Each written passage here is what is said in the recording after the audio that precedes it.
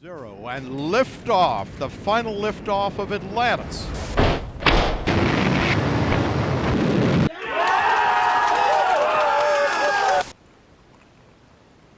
The NASA you know today, it was actually founded after the launch of the first scientific mission in space.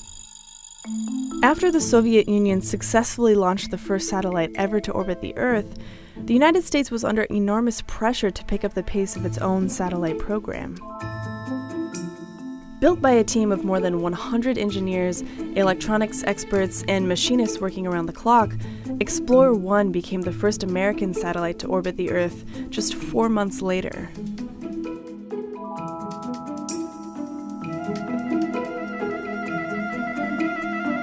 In reality, Explorer 1 was actually the US's second attempt to launch a satellite into space after Sputnik first took flight. Working in tandem, the Jet Propulsion Laboratory and the Army Ballistic Missile Agency had a rocket nearly ready to launch, but the Navy's Vanguard project was given the first opportunity to send their rocket into space. Vanguard made it about 2 feet off the ground before exploding on the launch pad. The Eisenhower administration, eager to ease the anxieties of a nation deep into the Cold War, gave JPL and the Army just 90 days to finish and launch Explorer 1.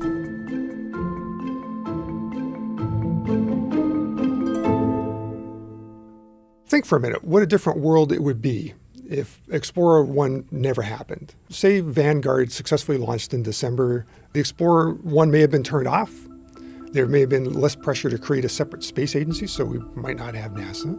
There's a lot of chance involved in all this. Minutes click past relentlessly. The beams of powerful searchlights light up the missile. Truly the star of one of the greatest suspense dramas of our time. 5, 4, 3, 2, 1. Fire command. Fire command. Think of it. Think of it.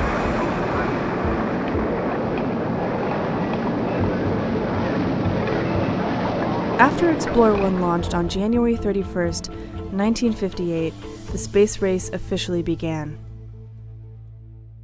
Explorer 1 played a huge symbolic role in galvanizing America's legacy in space, but its true scientific mission was a milestone unto itself.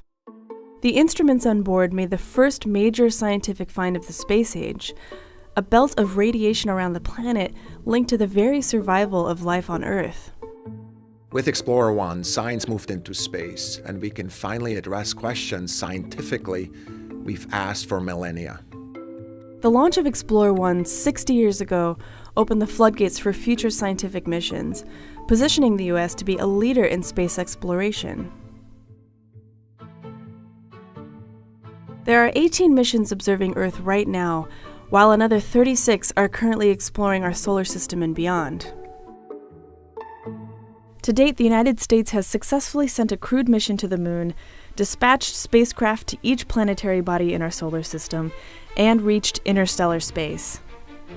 Just this year alone, there are 8 missions launching, all made possible by the collaborative efforts of NASA, its partner agencies like NOAA, and other space agencies around the world.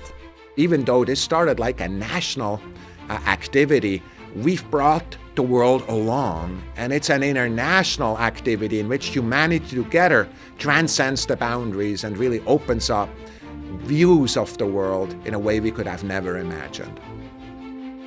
Less than a lifetime ago, humankind barely left the limits of our own atmosphere. Who then could have imagined that only 60 years later we would be touching the atmosphere of the sun, arriving at the most distant object humans have ever explored, and launching the world's most powerful telescope to get a glimpse of the first galaxies born after the Big Bang. Humanity's exploration of the universe will continue to expand, from our home planet to the far reaches of interstellar space. But wherever NASA goes, one thing is certain: it won't be boring.